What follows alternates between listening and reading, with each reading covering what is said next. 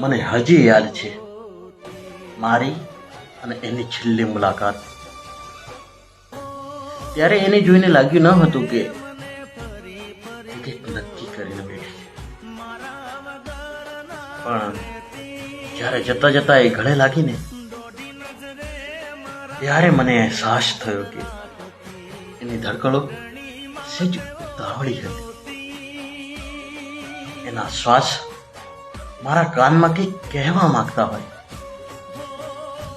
એના હાથ મારા ગળાને છોડવા જ ના માંગતા હોય.